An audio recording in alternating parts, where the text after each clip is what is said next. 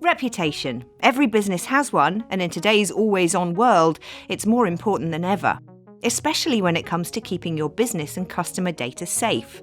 So, with cybercrime on the rise and the data protection stakes higher than ever, how do you keep your systems safe and your business's reputation intact? I'm Kate Russell, and this is In Good Company, the show full of SME chat with a slice of tech, brought to you by BT.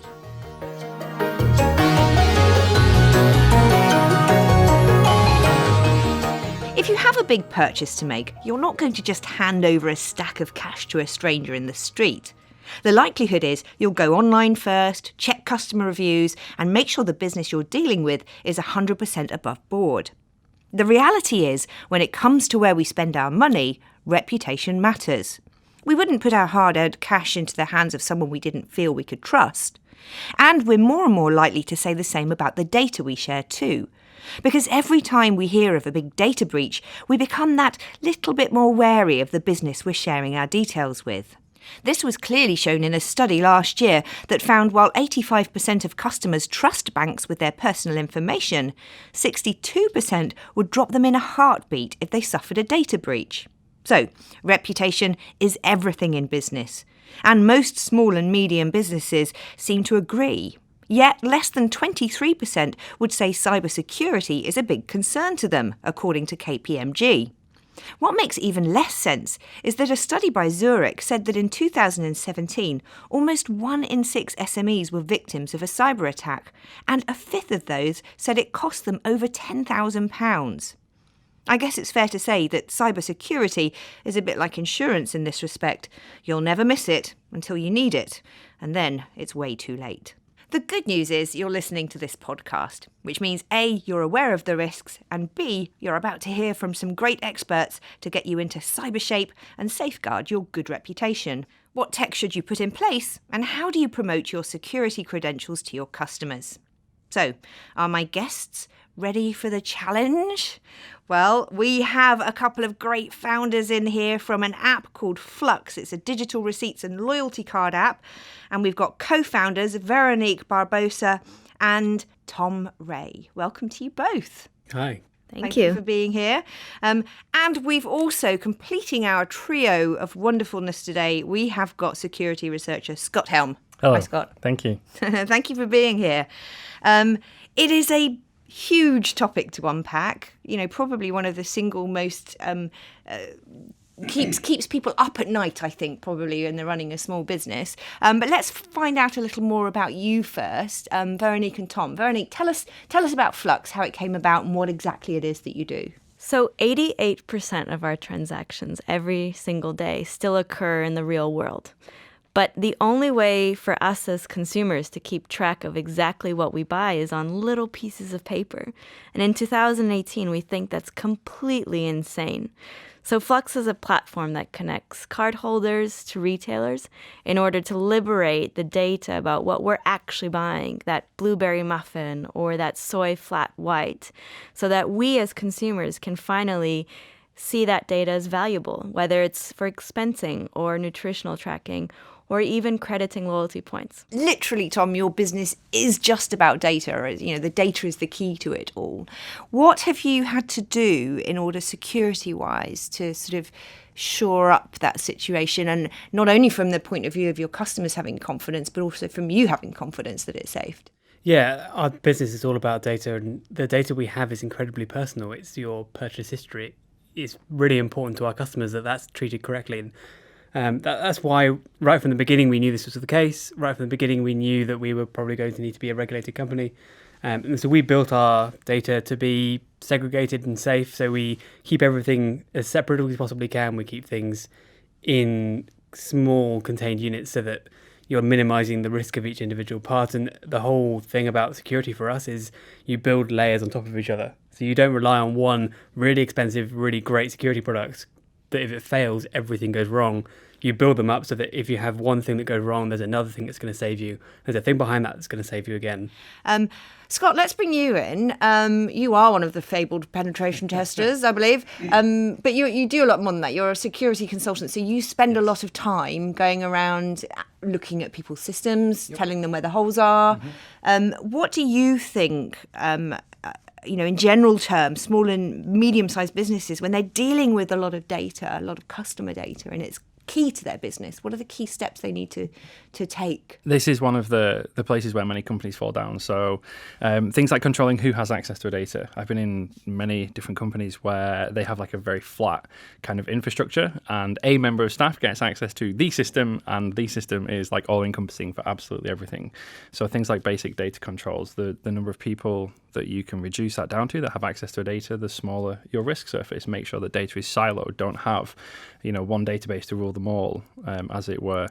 The other thing that I often see is organizations sometimes don't kind of know exactly what data they have. So take like an inventory of the kind of data that you hold and where you hold that. Because if you don't have a full inventory of all of your kind of attack surfaces, we call it in the security world, then you can never really make sure that you're protecting everything that you have properly.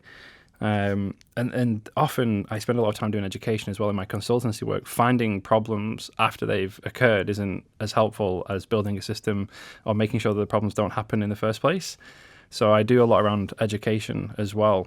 And I find that often companies can have really cheap steps to take to really improve their security posture. What would be sort of like the number 1, 2, and 3 things that aren't being done that can be really easily done? Can we distill it down that much or not? Is it more nuanced? It kind of is. It's because I would go into a company and learn a little bit about them before I could give them their top 1, 2, 3 list of things to do. So they are really kind of company specific. For like a young startup or a fintech, they could be completely different to if I was going into, a hardware manufacturing plant that had industrial control systems running on, internet connected systems. So like they will vary a lot. But you can always kind of distill it at a really high level to things like access controls. So make sure only the appropriate people have access to systems that they need. That would also tie in things like passwords. So make sure that your company's members of staff have like secure accounts. That would also include things like two-factor authentication. And we really don't do favors in the security world by giving them names like two-factor authentication, which doesn't give the average person any clue what it actually does, because it's like a really obscure name. But yeah, there's all these kind of like basic guidelines that I find myself instilling into people and organizations. And a lot of the time it does come back to the person, to the employee. I think if we educate and empower employees, we could make really drastic changes inside organizations with minimal effort. Veronique, the people tend to think, sort of when we think about cybersecurity, we think, sort of computer code and systems. But it sounds to me like in your case, a lot of it is around PR as much as anything as well. That's definitely something that we bear in mind. So as Flux's COO and one of the founders, like the 3 founders, we take security super seriously. So since day one of starting the business, our second hire was actually in compliance and regulatory, someone very experienced on that side. And the way that we think about cybersecurity is not as, oh gosh, it's another cost for the business, something else we have to budget for. We see it as an investment into the future of our business development and our customer relations. So from the beginning, we've invested really heavily into external testing, which has a terrible name, I have to say, external penetration testing, which is what it's called, and also into voluntary audits, which is something we take really, really seriously, because we think it's really important for us to be monitoring our business as closely as, unfortunately, like hackers probably are. And the most important thing to us is the brand that we are creating of trust. Anything we can do to protect that brand to us is a critical investment for the business. Because I suppose, trust, there's a famous saying, isn't it? Trust takes years to build, moments to break, and forever to repair. And I guess that would be key for you, wouldn't it? Absolutely. We are asking customers to trust us to access, hold, and process their data. And if we can't earn that by making the right investments from day one, then I wouldn't be surprised if they didn't want to work with us. But luckily, we're in a position now, we're growing quickly as a business, working with very big partners such as Barclays Bank through their Launchpad application, Costa Coffee as well as a recent partner we announced in July of this year. And we're really proud that even as a small team of just 11 people today, we have achieved a level of security, compliance, and like regulatory adherence that we have satisfied the due diligence and onboarding standards of someone like a Barclays Bank. Do you think, Tom, is it always uppermost in your mind, making sure that your key sort of staff have this security mentality? Yeah, you have to make sure everyone has it. You can't assign an information security officer and say, right, that person's responsible for it. No one else has to care, because everyone in the company touches the data to an extent. And you have to make sure that they only have the data they need for a start. But even then, you've got someone who's doing support, for example, they're going to see a customer's data. If they are doing a support ticket for that person, they need to know what's appropriate, what's not appropriate. If they are sending a ticket over to me as a technical person to look at, they need to know it's not okay to put those customer details on Slack or an email or something like that. It needs to be done in a more secure way. So it is everyone's job, and everyone needs to be aware of it and how it applies to them. Absolutely. Well, if you're listening at home wondering what Slack, it's one of the many tools that companies, young and sort of agile companies like Flux, I guess, use to communicate with their staff and the various different processes and record that. Well, let's check with you then, Scott. Is that your experience of it? Is it human? Maybe one way to look at it, like the common thing is, was security the enabler for your business? Would you have been able to integrate with all these large retailers, with banks, had you not had security in place already? So like so many organizations look at costs and it's like, oh, security is a cost, like it's going to cost us X, Y, Z. But the question, that I try and turn back is like, but without that, would you be able to do what you do, right? Like, would you be able to integrate with a bank and have access to people's banking data, or do whatever it is that you do as a business without being able to say, like, we are as secure as we can be, and we've met all of these requirements. So I think a lot of the times organizations overlook that security enables them to do what it is that they do. And I think sometimes that change in perspective may alter the value proposition of security as well. I think it's a really good point, because we have had this as a direct experience. We are working with banks and retailers, and they are known for having pretty long sales cycles. They're not typically known for moving in a very short space of time. And what we found is by putting security at the front, actually we take a lot of time off that, because they know that we are doing it. We have all the documentation ready, and we're then able to move much more quickly as a company. And for us as a startup, that's worth a lot of money. It's worth a lot of opportunity. And without that, we wouldn't be where we are now, I'm sure of it. I'm assuming at Flux you've got a sort of a very concise disaster recovery plan. Veronique, you're nodding. I'm going to ask you, does this include... Well, how do you include the relationship with the customer? Because obviously we're talking about reputation here. Cybersecurity is really important, but we're talking about it in the context of reputation. In the dreadful and inevitable, sort of some companies do get hacked at times. So in that dreadful circumstance, how do you handle the flow of information to the customer? Is it right to tell them? Is there ever a case for not telling them and just swift cleanup and keep it quiet? What's your sort of ethos? Well, the law is really clear that you have to report a breach. Report to your users, to your customers who have been impacted. It's actually there's a time limit on that, so it's 100% a requirement. So in our recovery plan, there's a very clear step-by-step plan about what is communicated when, what are our time limits, and more importantly, like who is responsible for that communication in the organization.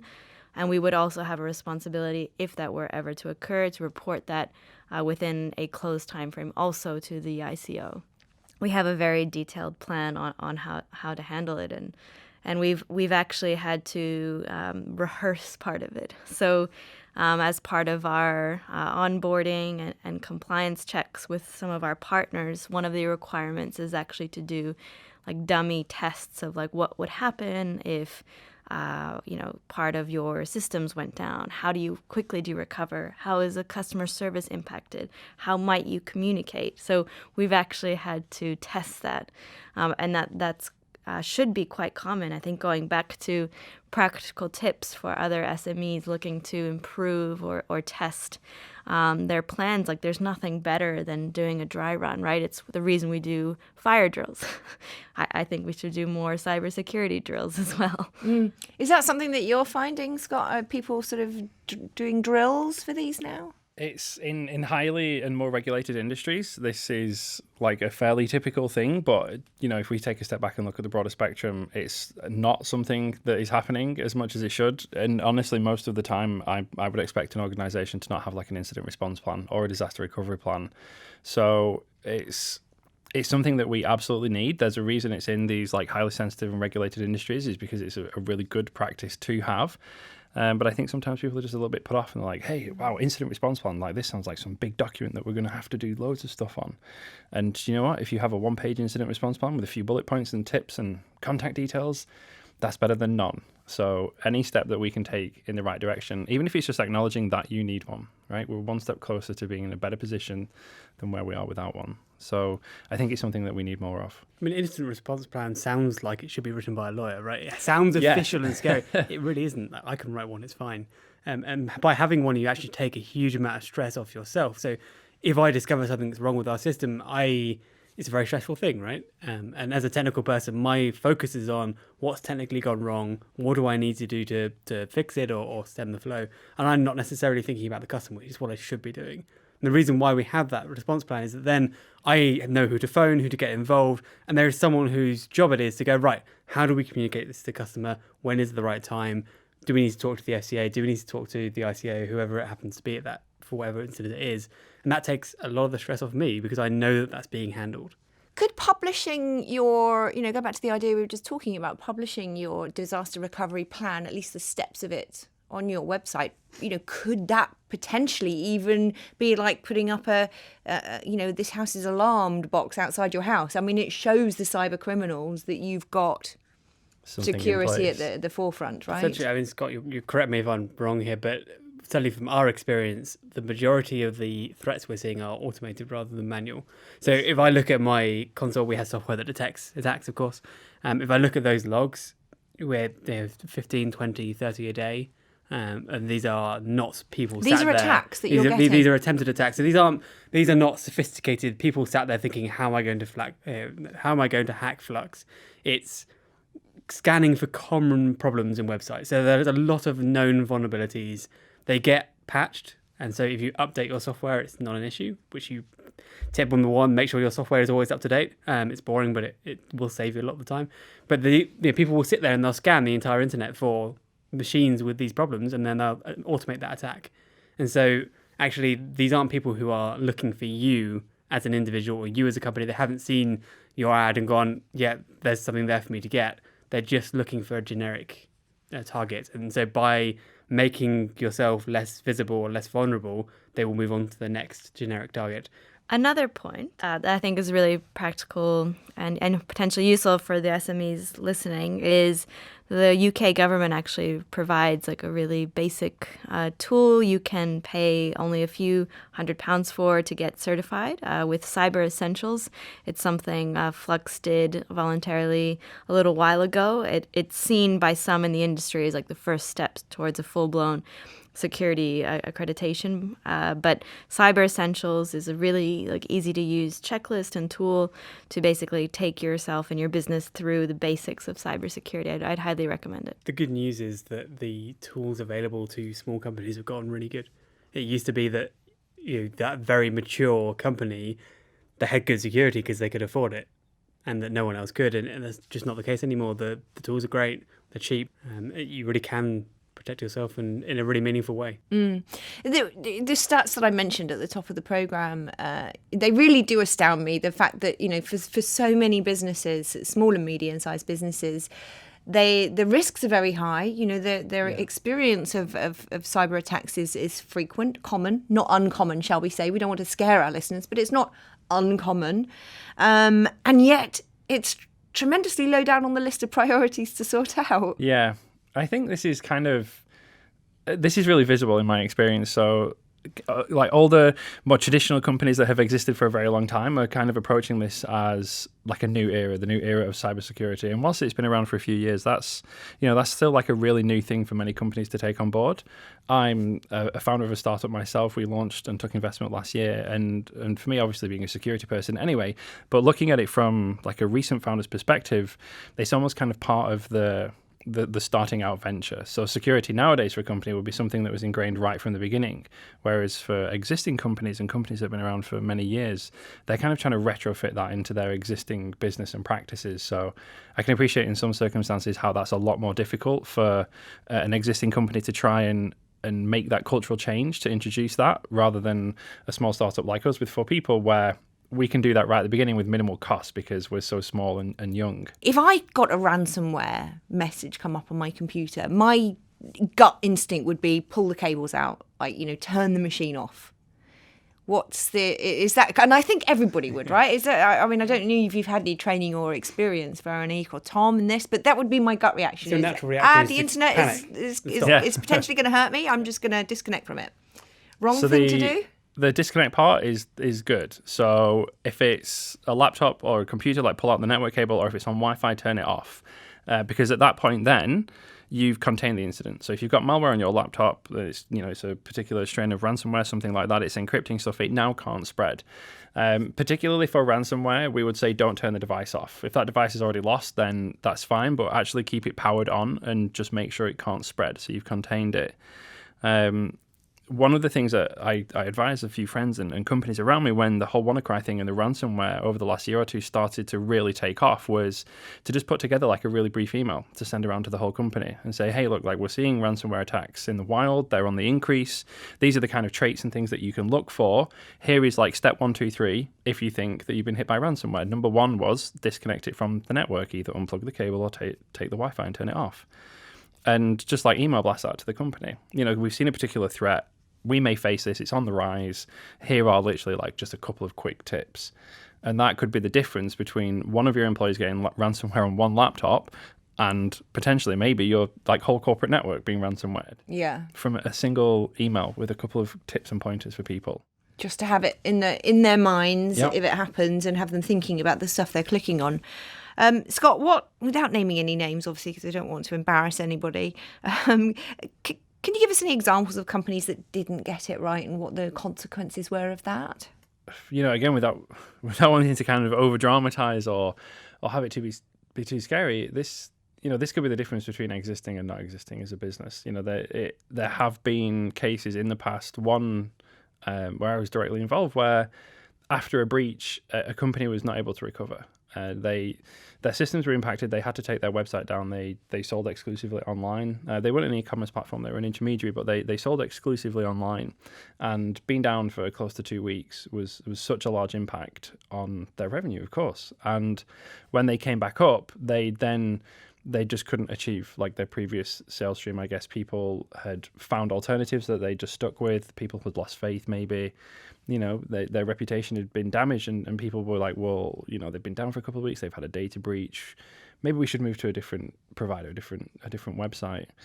And shortly after the weeks and months, the company itself had to cease trading. So I think the direct impact of this can be very hard and very, very real very quickly, but then the lasting impact of the damage done by something like a cyber attack and not properly handling the aftermath of the incident as well. It's that trust thing. It takes years to build, seconds for them to lose it, and then it turns out they just couldn't repair it in time. Mm-hmm. And that's it's a really sad thing to see. Being a founder myself, I dread to even think what I would feel like if that was my own business. And I think there's a lot of things that we can do to mitigate a lot of the risk there. We're never going to be able to stop these things. No one can say that they're perfect. It just doesn't exist. But there are a lot of very reasonable measures that we can take very cheaply to make sure that we're not the low-hanging fruit.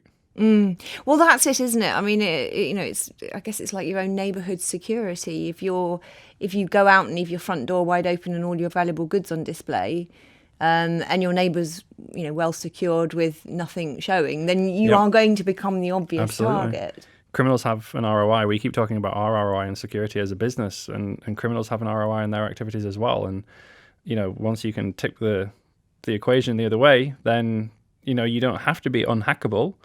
But if there's no ROI for a criminal to hack you, then they're not going to, right? So what are the typical blind spots that you see? I'm assuming not updating your software, having default configurations on points of access externally. Any other sort of like quick fixes that people consider? I want people listening at home to think, oh gosh, I haven't done that, or I have done that. If they haven't, they should do it now. What would you say? So I think for SMEs then, kind of, looking at myself in my own shoes, quick tips on effective things to do, I would say use a password manager. So often we commonly hear about people using the same password for multiple different systems or different websites. So that or having means, it on a Post-it note. Yeah, I mean, I guess I would rather have a Post-it note with 6 passwords on than the same password on 6 sites. But let's take that a step further. Like the next thing is to have a password manager. As an SME myself, I log into my accounting software, my email software, my this and that software, and all of these different portals that I have to log into. There is no way as a human that I can remember those passwords. Or they would be super short and super weak. So I just use a password manager, which means I have a really good password for all of my business critical systems that I log into. And just if you're listening at home wondering, what's a password manager? It's basically a simple piece of software. A lot of them are free, that will act as a vault. And you just have one super complex password to allow you to get into that vault. Yep. So you install it on your laptop, you put it on your phone, and then let's say, hey, I've just had to create an account with my accounting software. So my username goes in, my password goes into the password manager, it syncs to all my devices. So if I ever need to log in from my phone or my laptop or my PC, I just open up the application with that one strong password to get into it, and then I can just copy and paste the password out. That is much better than the alternative, which is me as a person trying to remember many complicated strings of text, which I just can't do. And actually, this password manager that I use auto-fills on my phone, and once you're through, obviously, the biometric authentication for me to get in my phone, it auto-fills for me. So it really is super easy. Yeah. Another thing I think is really useful and has been really useful for us is mobile device management software. So there's a lot of options out there if you just search it on the internet for software that you can install on your team's computers and even mobile phones if they're work-owned phones, where you can remotely wipe if the device is ever stolen or lost. We've had this more than once, in fact. We're a small company. We've already had, I think, 3 laptops stolen. I don't know if we were just really unlucky or what, but on journeys, yeah, it saved us several times. I mean, yes, okay, those computers were password protected and encrypted and everything. There's nothing they can get off there anyway. But knowing that that's wiped and it's not there, it's peace of mind, isn't it? Yeah. And also goes to your disaster recovery. Yes. In terms of publicity. Well, don't also worry. that attacker can't use that machine, because if they wipe that machine and reinstall from scratch, the software kicks in still and relocks it. So even security aside, it's quite satisfying to know that they haven't got anything out of it. Yeah. So you turn the tables on the hackers and brick their own stolen goods on them. Any other specifics in terms of sort of baseline services or applications that all small businesses and small and medium businesses should be looking at right from the word go? I think one thing that we just mentioned there was encryption of devices. This, historically was a really scary thing. One of the things that we are doing really good at in the security industry now is making this technology easier and accessible. So, no matter what desktop PC that you're using, operating system, Windows, Mac, you can really easily nowadays, assuming you've got a relatively modern device, enable encryption on those things so that if someone steals my laptop, it's in my bag over here, I've traveled to London, maybe someone grabs it on the train, it does have customer data on there. I know there is just no way feasibly that they could ever get to that data. So whilst that would be a huge loss for me in the device and the hardware, I could rest assured knowing that any customer data that's on there is still protected. The same again with mobile phones, no matter which your flavor of mobile phone is, it's really easy. It's pretty much enabled by default on all iPhones and iOS devices now. If you're on Android, it's super easy to turn on. Okay, any other sort of apps, sort of baseline apps, ideal, security? Password manager, 2-factor authentication, if you can get the app on your phone to do that. That's free with so many big service providers now. As always, and we've said it a lot of times so far today, it's the basics. Yep, the basics. It really is. So what advice would you all give to businesses who, want to express, we talked about some very good basic tools, very easy to set up these days. Then you need to express that to your customers or, banks to get them to sign on with your idea. What would be the advice you would give to people about how you communicate those credentials to the world that you want to be your audience? Take those first steps. It doesn't have to be much, doesn't have to be complicated. Just by starting, you'll improve your security and you'll make it easier to make the next step. A long journey doesn't get any shorter if you don't actually take the first few steps, right? Exactly. I would repeat what I've been saying. Sorry to be boring, but treat security and compliance as an investment, not a cost. I think if you want to supercharge your business and put a moat around your brand and reputation, if you don't adopt that mentality, it's going to be challenging. And like we've said, there's so many tools today that make it convenient rather than a burden. I think if you can probably start with things like Cyber Essentials or any certification or kind of compliance mark that you have, get those on your website. It's a stamp to say, even Cyber Essentials, yes, that's literally step number one in the process to get anywhere with security. Many people haven't taken that step. Many people cannot put the Cyber Essentials stamp on the homepage of their website. So, if you want to acknowledge that you're taking the first step in this process, then maybe just go through that scheme. And from memory, it's like we're talking in the several £100s region. It's not like very affordable. It's not going to set your budget back for this financial year, hopefully. So, and you'll see that on the government website, presumably. Yeah, that's a government-run scheme here in the UK. And they also do Cyber Essentials Plus, which is like a continuation of the same program. And that's probably something that you would tackle outside of, most of the kind of standard security practices that you have within your company. Say you were getting external penetration tests if you're a company of that nature. So I think that's pretty much viable for anyone. So put that publicly somewhere to say, hey, we've done this, like putting your trophies in the cabinet. It's kind of like putting, we put like big customer logos on the homepage of our website to say, hey, look, these people trust us. These companies, these organizations are reputable and recognized brands.